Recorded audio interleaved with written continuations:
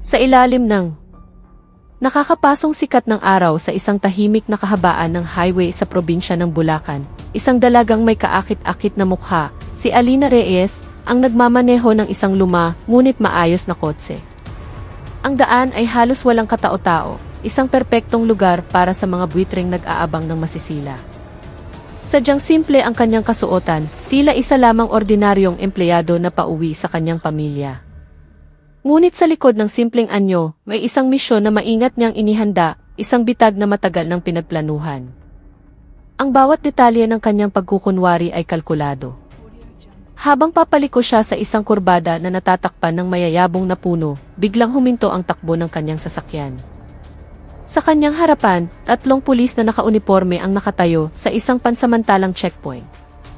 Walang opisyal na karatula, walang malinaw na pagkakakilanlan, isang halatang-halatang bitag para sa mga walang kamalay-malay na motorista. Isa sa kanila, na may pangalang Vargas sa kanyang namiplate, ay humakbang palapit ng may kahambugan. Kumatok siya sa bintana ng kotse ni Alina. "Magandang tanghali, miss. Patingin ang lisensya at rehistro mo," anya sa tonong maihalong pagmamaliit. Kalmado at walang bahid ng kaba, binuksan ni Alina ang pinto at tumayo sa harapan nilang tatlo. Tinitigan niya ng diretso sa mata si Vargas, at dahan-dahang iniabot ang mga dokumento. Kinuha ito ni Vargas, pinaglipat-lipat sa kanyang mga kamay na para bang isa siyang ekspertong sinusuri ang bawat letra. Isang mapanuyang ngiti ang gumuhit sa kanyang labi, bago siya tumingala at tumitig kay Alina na may panunumbat. "Hindi tugma ang plaka mo sa database namin," akusa niya, ang kanyang boses ay puno ng nagbabantang katiyakan. "At itong mga papeles mo mukhang peke. Malaking paglabag ito, miss." Ngunit si Alina ay nanatiling hindi natitinag. "Ginoo," sagot niya, magalang ngunit matatag, "maaari niyo bang ipaliwanag kung ano ang basehan ng inyong akusasyon? Anong ebidensya ang hawak ninyo para sabihing hindi wasto ang aking plaka at mga dokumento?" Ang direktang tanong ni Alina ay tila ikinagulat ni Vargas at ng kanyang mga kasama. Bahagyang nanigas ang kanyang mukha, ang kanyang kahambugan ay napalitan ng inis. "Huwag ka ng maraming tanong, miss. Mga alagad kami ng batas at alam namin ang ginagawa namin," sigaw niya, sinusubukang pagtakpan ng arogansya ang kanyang pagkataranta. "Kung magmamatigas ka, dadalhin ka namin sa presinto ngayon din dahil sa obstruction of justice." Ang kanyang dalawang kasama ay tumango-tango, nagpapakita ng buong suporta. Isang matalim na tingin lamang ang isinukli ni Alina, isang tingin na hindi nagpapakita ng takot, kundi ng isang hamon. "Subukan ninyo," tila sinasabi ng kanyang mga mata. Pakiramdam ni Vargas ay nayurakan ang kanyang pagkalalaki. "Sino ka sa akala mo?" ungol niya, at walang babala, humakbang siya pasulong upang saktan si Alina. Ngunit bago pa man dumapo ang kamay ni Vargas, kumilos si Alina na may bilis at bagsik na hindi inaasahan. Gamit ang isang kisap-matang galaw, hinablot niya ang braso ni Vargas, pinaikot ito, at sa isang iglap ay ibinalibag ang katawan nito sa mainit na aspalto. Isang malakas na kalabog ang umalinggaw-ngaw sa katahimikan ng highway. Napasubsob si Vargas, daing ng daing sa sakit na gumapang sa kanyang likuran. Ang kanyang mga kasama ay nanlaki ang mga mata sa pagkabigla. Hindi sila makapaniwala na kayang gawin ng isang babae ang ganoong bagay. Ang isa, na mas malaki ang katawan, ay sumugod. "Anong kalokohan ito? Hindi mo ba kami kilala?" sigaw niya, pula ang mukha sa galit. Sinubukan niyang sunggaban ang braso ni Alina. Ngunit muli, umikot si Alina, madaling nakawala sa kanyang pagkakahawak. Ang kanyang mga mata ay nanlilisik, walang bahid ng takot.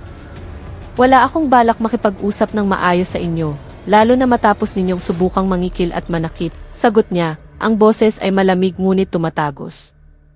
"Wala kayong legal na basehan para pigilan ako, at hindi ako magpapasindak sa anumang pananakot." Lalong uminit ang sitwasyon. Ang dalawang natitirang pulis, na ngayon ay halatang napahiya at galit na galit, ay nagkatinginan. Ngunit sa gitna ng tensyon, ang isa sa kanila ay biglang natigilan. Tinitigan niyang maigi ang mukha ni Alina, nanliit ang kanyang mga mata na para bang may pilit na inaalala. Ang galit sa kanyang mukha ay dahan-dahang napalitan ng pagkabigla at pagkatapos ng takot. Mabilis niyang hinila ang kanyang kasama. "Teka," bulong niya, "parang kilala ko siya." Napakunot noo ang isa. Anong pinagsasabi mo? Binalibag niya si Vargas. Ngunit ang unang pulis ay mas lalong namutla. Makinig ka sa akin, pilit niyang bulong. Nakita ko na siya dati. Sa Camp Crame. O baka sa isang litrato. Parang. Si Vargas, na hirap ng makatayo, ay sumigaw, ano ba yan? Hulihin niyo na siya. Ngunit ang dalawa ay hindi na nakinig. Pagkatapos ng maikling pagbubulungan, humarap silang muli kay Alina. Ang kanilang mga mukha ay puno na ng kaba. Ang kanilang boses ay naging garalgal. Miss, sabi ng isa, pasensya na po. Mukhang nagkamali lang kami. Mabilis niyang kinuha ang mga dokumento ni Alina at nanginginig na iniabot pabalik. Heto na po ang papeles ninyo. Maaari na po kayong umalis. Tumingin si Vargas sa kanila, hindi makapaniwala. Aalis? Matapos ang ginawa niya? Manahimik ka na lang, Vargas, sigaw ng kasama niya. May mga bagay na hindi mo kailangang malaman. Paalisin mo na siya. Walang imik na kinuha ni Alina ang kanyang mga dokumento, tumalikod at sumakay sa kanyang kotse. Pinaandar niya ang makina at marahang umalis, iniwan ang 3 pulis sa gitna ng alikabok, pagkalito at isang malalim na takot. Hindi nila alam na ang bawat salita, bawat galaw, bawat pagbabago ng ekspresyon sa kanilang mga mukha ay nakunan na ng isang maliit na kamerang nakatago sa dashboard ng kanyang sasakyan. Pagdating sa isang ligtas na lugar, malayo sa mga mapanuring mata, ipinarada ni Alina ang sasakyan. Walang sinayang na sandali, binuksan niya ang kanyang high-tech na kagamitan sa komunikasyon. Gamit ang mga sanay na daliri, in-upload niya ang video recording kasama ang isang detalyadong ulat. Pagkatapos, nag-type siya ng isang maikling mensahe, isang code na tanging ang kanyang mga superior lamang ang nakakaalam, target T. Kumpirmado, aktibo pa rin ang modus. Audio-visual na ebidensya na ipadala na. Ang mensaheng iyon ay hudyat na ang isang yugto ng operasyon ay matagumpay na natapos at ang lambat ay unti-unti nang sumisikip. Si Alina Reyes ay hindi isang ordinaryong babae. Sa ilalim ng kanyang simpleng pagkukunwari, siya ay isang mahalagang bahagi ng isang lihim na operasyon ng Philippine National Police Internal Affairs Service o PNPS. Ang kanyang misyon, buwagin ang isang malawak at matagal nang umiiral na sindikato ng kotong, isang network na nagsisimula sa mga hamak na pulis sa kalsada tulad ni Vargas, hanggang sa mga matataas na opisyal na nagkukubli sa likod ng kanilang mga posisyon. Ang ebidensyang kanyang nakuha ay isang mahalagang piraso para durugin ang buong sindikato. Ang kanyang pagtaka sa probinsya ay hindi katapusan, kundi simula lamang ng mas malaking laban. Ang impormasyong nakalap niya mula sa checkpoint ni Vargas ay nagturo sa kanya sa susunod na target, isang mas arogante at mas mapanganib na grupo sa puso ng Metro Manila na pinamumunuan ng isang Police Major Berto Sandoval. Ito na ang huling yugto ng kanyang operasyon. Kinabukasan, sa isang mataas na gusali sa Ortigas Center, si Alina ay muling nagbago ng anyo. Ngayon, isa siyang matalino at profesional na executive assistant. Ang kanyang mesa ay maayos, napapaligiran ng mga dokumento at isang computer screen na nagpapakita ng kanyang kahusayan. Bagamat agaw pansin ang kanyang ganda, mas kilala siya sa kanyang talas ng isip at integridad. Pagsapit ng tanghalian, mahinahon niyang tinapos ang kanyang gawain at nagpaalam na uwi muna. Ang kanyang sasakyan ngayon ay isang makintab at modernong sedan, simbolo ng kanyang tagumpay bilang isang batang propesyonal, isa pang bahagi ng kanyang perpektong pagkukunwari. Habang binabagtas niya ang EDSA, ang dating maluwag na trapiko ay biglang bumigat sa may kanto ng Kamuning. Isang grupo ng mga pulis, sa pangunguna ni Major Sandoval, ang mayabang na kumukumpas sa mga sasakyan. Walang babala, humakbang si Sandoval sa gitna ng kalsada at itinaas ang kamay, pinipilit si Alina na ihinto ang kanyang kotse. Labas, malakas na utos niya, ang tingin ay tumatago sa salamin. Kalmadong bumaba si Alina at hinarap sila. Ako si Major Berto Sandoval, mayabang na pagpapakilala nito. Nilabag mo ang traffic sign kanina. Malubhang paglabag yan. Hindi na tinag si Alina. Wala akong nilabag na anumang batas. At wala kayong maipakitang mission order para sa checkpoint na ito. Umisi si Sandoval. Kung gusto mong makauwi agad, magbigay ka na lang ng 5,000 piso. Kung hindi, baka bukas ka pa makaalis dito, bulong niya, puno ng pagbabanta. Huminga ng malalim si Alina. Hindi ako magbabayad ng anumang halaga na hindi naaayon sa batas. Kung may kasalanan ako, idaan natin sa tamang proseso. Huwag ninyo akong subukang kikilan. Sa pagtangging iyon, namula ang mukha ni Sandoval. Bumaling siya sa kanyang mga tauhan. Sunugin ang kotse niya. Para maging leksyon, ang utos ay sinundan ng isang nakakakilabot na kahandaan. 2 pulis ang agad na naglabas ng mga galon ng gasolina, ibinuhos sa kotse at sinindihan ito. Sa isang iglap, ang sasakyan ay nilamon ng apoy. Sumabog ang mga salamin at umitim na usok ang pumailan lang sa langit. 12 ng mga motorista at pedestrian ang natigilan, hindi makapaniwala, ngunit takot magsalita. Si Alina ay nakatayo lang, tahimik. Ngunit ang kanyang katahimikan ay hindi tanda ng pagkatalo. Ito ang katahimikan bago ang isang nagangalit na bagyo. At nang tumawa ng malakas si Sandoval at sinabing, ito ang napapala ng mga lumalaban sa amin, alam ni Alina na ito na ang simula ng katapusan nila. Ang apoy ay patuloy na umuusok, tinutupok ang natitirang bahagi ng kotse na dati simbolo ng kanyang pinaghirapan. Sa gitna ng mga taong natigilan sa takot, nanatiling tuwid ang tayo ni Alina. Bagamat nanginginig ang kanyang mga daliri sa pinipigilang galit, ang kanyang mukha ay nanatiling isang blangkong maskara. Si Major Berto Sandoval, na may ngiti ng tagumpay sa kanyang mukha, ay lumapit at tinapik pa ang balikat ng isa sa kanyang mga tauhan. Gusto mo pa bang magmatigas? Tanong niya kay Alina, ang boses ay puno ng pang-insulto. Abo na ang kotse mo. Sa susunod, magbayad ka na lang. Simple, di ba? Ngunit sa halip na sumagot, tahimik na pinagmasdan ni Alina ang mukha ng bawat pulis sa kanyang harapan, na para bang inuukit sa kanyang memorya ang bawat detalye. Inakala ni Sandoval na ang katahimikan ni Alina ay tanda ng pagsuko. Tumawa siya ng malakas. Tingnan ninyo, sigaw niya sa mga usisero. Ito ang magandang halimbawa. Kung susunod kayo, tahimik ang buhay ninyo. Kung lalaban kayo, ganito ang sasapitin ninyo. Eksakto sa sandaling tumalikod si Sandoval, handa nang umalis, ang katawan ni Alina ay kumilos ng may bilis na hindi kapani-paniwala. Humakbang siya pasulong at buong lakas na itinulak ang dibdib ni Sandoval. Ang mayabang na major ay natumba, bumagsak sa mainit na aspalto. Ano to? Sigaw ni Sandoval, ang mukha ay namumula sa galit at kahihiyan. Agad na kumilos ang kanyang mga tauhan. 2 ang sabay na sumugod para dakpin siya. Ngunit si Alina ay hindi isang ordinaryong babae. Sa isang maliksing kilos, umiwas siya, sinangga ang unang suntok, at sinundan ito ng isang malakas na sipa sa tiyan ng unang sumugod. Ang pangalawa ay sinubukang sunggaban siya mula sa likod, ngunit yumuko si Alina, umikot at pinatumba ito gamit ang isang tumpak na pagwawalis ng paa. Isa-isa silang bumagsak, umuungol sa sakit, hindi makapaniwala na kaya silang patumbahin ng isang babae sa loob lamang ng ilang segundo. Si Sandoval, na nakaupo pa rin, ay sinubukang tumayo at tumakbo.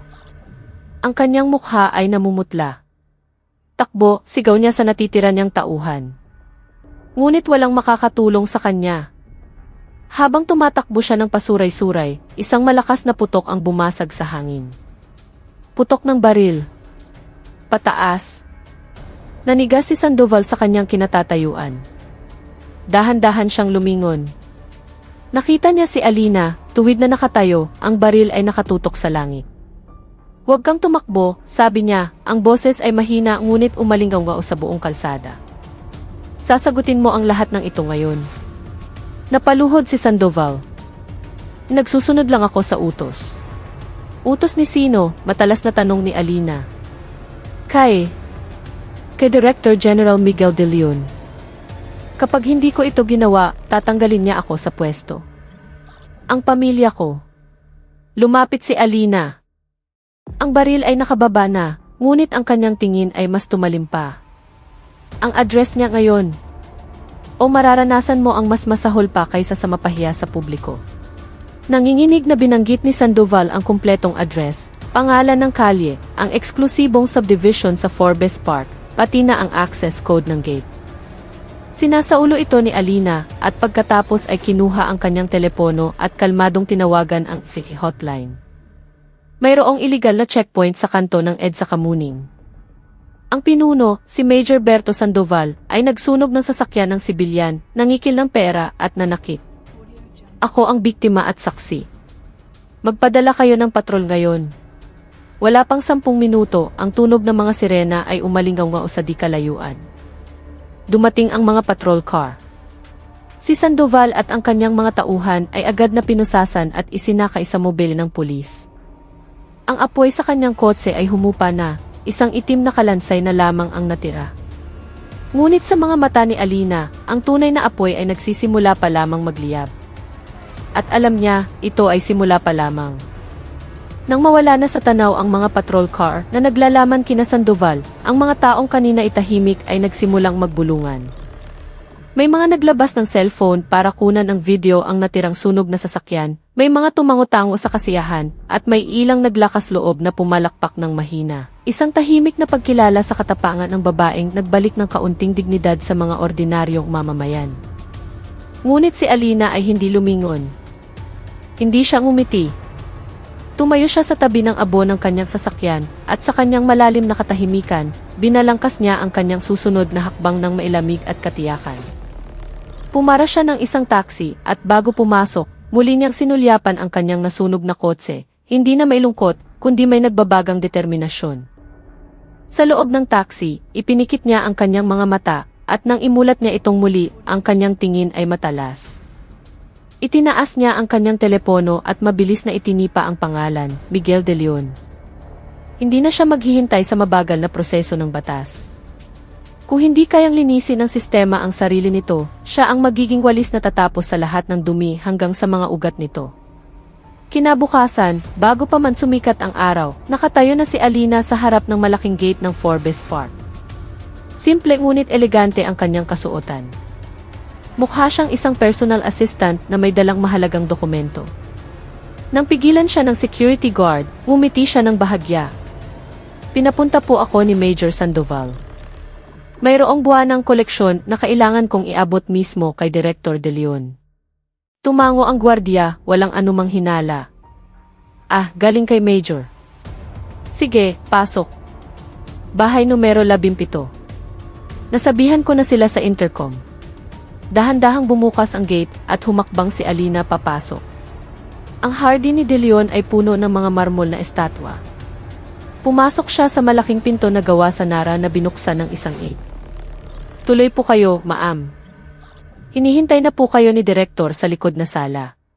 Sa loob, ang amoy ng mamahaling pabango at kahoy ay nanunuot sa ilong. Nakasabit sa pader ang mga mamahaling obra. At sa likod ng isang pinto, nakaupo si Miguel De Leon, isang lalaking nasa katanghalian ng edad, nakasuot ng pinasadyang barong Tagalog na gawa sa pinya silk, at humihigop ng kape mula sa isang porselanang tasa. Ah, galing kay Sandoval. Ang bilis yata ngayon, sabi nito nang hindi lumilingon. Tumayo si Alina sa kanyang harapan. At sa isang iglap, bumunot siya ng baril mula sa ilalim ng kanyang blazer at itinutok ito sa noo ni De Leon. Huwag kang gagalaw. Hindi ito koleksyon. Aresto ito. Nanigas si De Leon. Nahulog ang tasa ng kape sa marmol na sahig. Sino ka? Isang taong hindi mo kayang bilhin. Isang taong hindi takot sa'yo. Kung sisigaw ka, ang susunod na bala ay hindi na sa hangin tatama, malamig na sagot ni Alina. Ngunit sumigaw pa rin si De Leon sa takot. Mga gwardiya! May pumasok. Sa loob ng ilang segundo, 4 na malalaking bodyguard ang pumasok, armado ng baril at batuta. Ngunit si Alina ay hindi natinag. Inihagis niya ang kanyang maliit na bag bilang diversion at mabilis na sinipa ang kamay ng unang bodyguard na maihawak na baril. Sinangga niya ang suntok ng pangalawa gamit ang kanyang siko at binali ang braso ng pangatlo.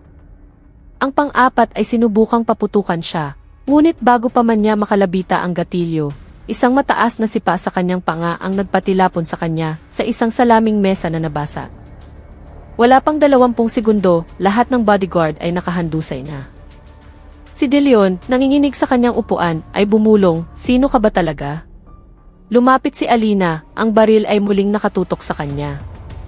Malalaman mo rin pero hindi ngayon. Ngayon, sasama ka sa Camp Crane. At magsasalita ka, lahat ng pangalan, lahat ng koneksyon, lahat ng kasabwat mo. O maaari kang manahimik. Pero sinisigurado ko sa'yo, mas masakit ang manahimik kaysa sa umamin.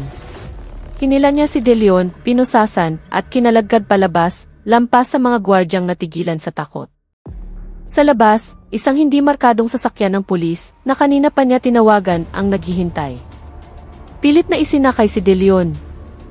Alam niyang ang kanyang buhay ng karangyaan ay nagwakas na. Ang sasakyan na naglalaman kay De Leon ay marahang pumasok sa bakuran ng National Headquarters sa Camp Crane. Ang mga gwardya sa gate ay napatingin ng may pagtataka. Isang mataas na opisyal na kanilang iginagalang at kinatatakutan ay nakaposas, gusot ang damit at puno ng takot ang mga mata. Naglakad si Alina sa likuran niya, tuwid at kalmado. Ang aura ng kanyang otoridad ay ramdam ng bawat pulis na kanyang madaanan. Walang salita, ipinasa niya si De Leon sa mga gwardya. Ikulong sa isolation cell. Walang pwedeng dumalaw hanggang wala akong utos. Ngunit hindi agad umalis si Alina. Tumayo siya sa gitna ng lobby, tinitingnan ang organizational chart sa pader, na para bang sinusukat kung gaano kalalim ang bulok sa loob ng institusyon. Maya-maya, isang mataas na opisyal na may ranggong police general ang lumabas mula sa isang opisina. Siya ang hepe ng pambansang pulisya, si General Alejandro Reyes. Alina, tawag niya, ang boses ay mahina ngunit puno ng kapangyarihan. Handa na ang interrogation room. Sumunod si Alina. Sa harap ng pinto ng interrogation room, huminto ang general. Ito ang sandaling matagal na naming hinintay. Pero ikaw lang ang nakagawa nito. Salamat. Bumukas ang pinto. Sa loob, si Major Sandoval ay nakaupo, gusot pa rin ang uniforme. Sa tabi niya, si De Leon ay kalalapag lang, nanlalaki ang mga mata nang makita kung sino ang pumasok. Pumasok si Alina at tumayo sa gitna nilang dalawa. At nagsalita ang general, hindi kay Alina, kundi sa dalawang suspect. Akala ninyo siguro isa lang siyang ordinaryong babae na naglakas loob lumaban, anya, ang boses ay umalingaungaw. Pero nagkakamali kayo. Napakalaking pagkakamali. Huminto siya sandali. Ang babaeng ito ay si Special Agent Alina Reyes. Itinalaga mismo ng opisina ng hepe. Sa loob ng 6 na buwan, nagpanggap siyang isang ordinaryong empleyado, nangangalap ng ebidensya, nagre-record ng mga usapan, at minamapa ang buong sindikato ng pangingikil na binuo ninyo. Nanigas si Sandoval. Namutla si De Leon. Ang kotseng sinunog ninyo ay sasakyan ng gobyerno na may insurance. Ang pagtanggi niyang magbayad ng lagay ay bahagi ng plano para painin kayo. At ang pananakit na tinangka ninyo ay sinagot niya gamit ang training na natutunan niya sa Special Action Force, kung saan siya nagtapos na may pinakamataas na karangalan. Akala ninyo, pinarurusahan ninyo ang isang biktima, pagpapatuloy ng general. Ang totoo, hinuhukay ninyo ang sarili ninyong libingan gamit ang sarili ninyong mga pala. Sa wakas, nagsalita si Alina. Hindi ko ipinasunog ang sasakyan para sa personal na paghihiganti. Ginawa ko iyon para maramdaman ninyong ligtas kayo, para maramdaman ninyong nanalo kayo. Dahil ang taong pakiramdam ay nanalo, nagiging pabaya. Tinitigan niya si De Leon. At kapag pabaya ka na, sasabihin mo ang mga pangalang hindi mo dapat binanggit. Humagugol si De Leon. Hindi dahil sa takot sa kulungan, kundi dahil alam niyang ang lahat ng kanyang binuo, pera, kapangyarihan, koneksyon, ay gumuho sa loob lamang ng ilang oras sa kamay ng isang babaeng ni minsan ay hindi niya itinuring na banta. Bakit? Bulong ni Sandoval. Bakit ikaw ang itinalaga? Lumingon sa kanya si Alina. Dahil ang katarungan ay hindi namimili ng kasarian. Pinipili lamang nito ang katapangan. At ngayon, ang katapangan ay nasa panig ko. Sumara ang pinto. Nagsimulang umikot ang recording. Ang opisyal na interogasyon ay nagsimula na. At sa labas, ang kasaysayan ay muling isinusulat. Sa loob lamang ng 3 oras, ang balita ay sumabog sa lahat ng news outlet. Ang litrato ni Alina na nakatayo sa pagitan ng 2 korap na opisyal ang naging headline. babaeng ahente, binuwag ang sindikato ng Kotong Cops. Kotse sinunog, katarungan hindi tinablan ng apoy. Ang buong syudad ay nagimbal, hindi sa gulo, kundi sa pag-asa. Sa isang siksikang press conference, tumayo si General Reyes sa podium. Sa tabi niya, si Alina, suot ang opisyal na uniforme ng Intelligence Division. Simula ngayon, anang general, bawat ulat ng pangingikil o pang-aabuso mula sa aming mga miyembro ay imbestigahan ng walang kinikilingan. Binuo namin ang isang special task force para ibalik ang tiwala ng publiko na pamumunuan mismo ni Agent Alina Reyes. Isang reporter ang nagtanong, Agent Reyes, totoo po bang hinayaan ninyong masunog ang kotse ninyo para lang mahuli sila? Sumagot si Alina, ang kotse ay pag-aari ng gobyerno. Ang pinsala ay kayang bayaran. Ngunit ang dignidad ng mga mamamayang hinihiya sa kalsada, hindi iyon mababayaran. Pinili kong hayaan silang mag-akalang nanalo sila para makalimutan nilang ang mayabang na krimen ay laging nag-iiwan ng bakas. Ano po ang mensahe ninyo sa iba pang tiwaling pulis? Tanong ng isa pa. Magtago na kayo ngayon, sagot ni Alina, dahil gumagawa na kami ng listahan. At kapag natapos ang listahan, hindi kami kakatok sa mga pinto ninyo. Gigibain namin ito. Isang malakas na palakpakan ang umalingaw-ngaw. 2 araw pagkatapos, isang malawakang operasyon ang inilunsad.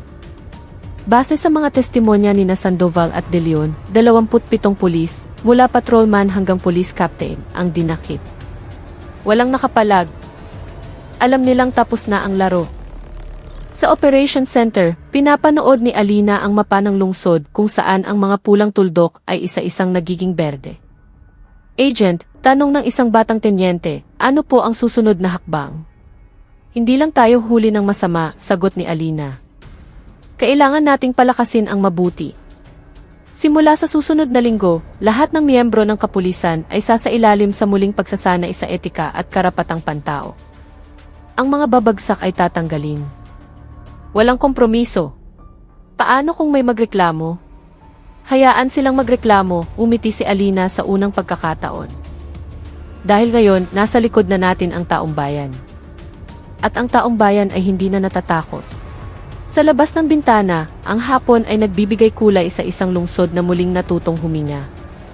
Ang pangalan ni Alina ay marahil hindi maiukit sa mga monumento, ngunit ito ay maaalala sa bawat ngiti ng isang ina na hindi natakot umuwi ng gabi, sa tawa ng isang bata na hindi na tumatakbo kapag nakakakita ng patrol car, at sa pag-asa ng isang bansang muling naniniwala sa katarungan.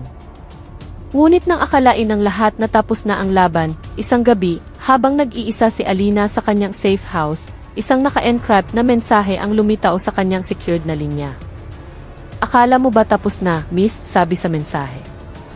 Sinundan ito ng mga detalyeng nagpatindig ng kanyang balahibo.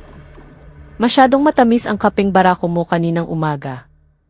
Mag-ingat ka sa pagtawid sa kalye bukas. Nanlamig si Alina. Sino ka? Mabilis niyang reply. Hindi na yan mahalaga. Ang mahalaga, ginulo mo ang aming pugad. Bawat hininga mo, binabantayan namin. Agad niyang tinawagan si General Reyes.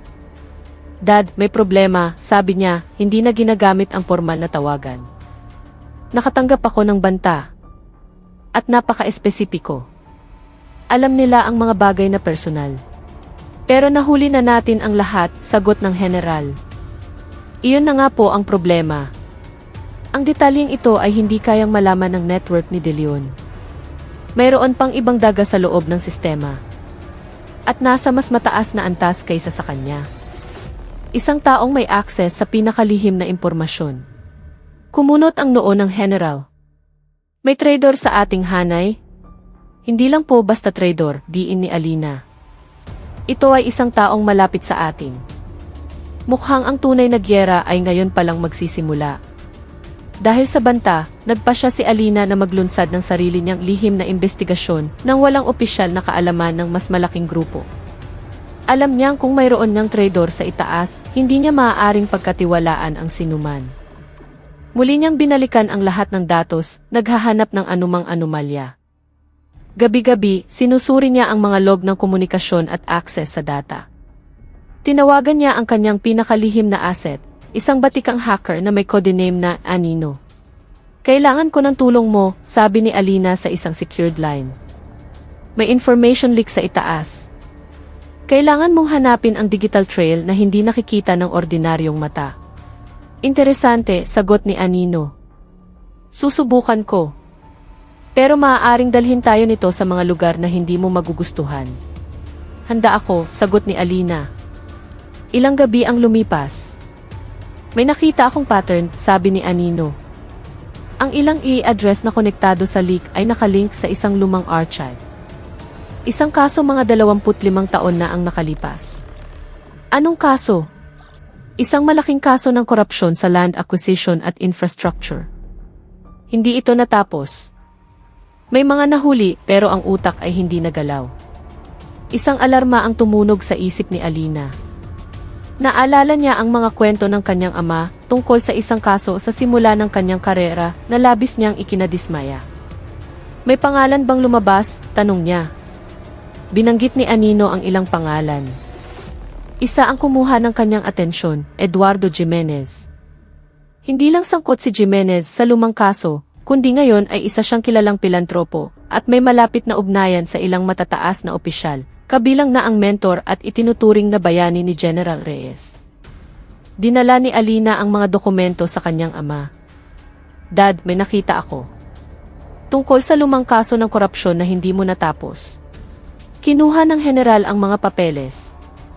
Ang kanyang mukha ay dumilim. Ang kasong ito, sinubukan ko na itong kalimutan. May pangalang Eduardo Jimenez dito, sabi ni Alina.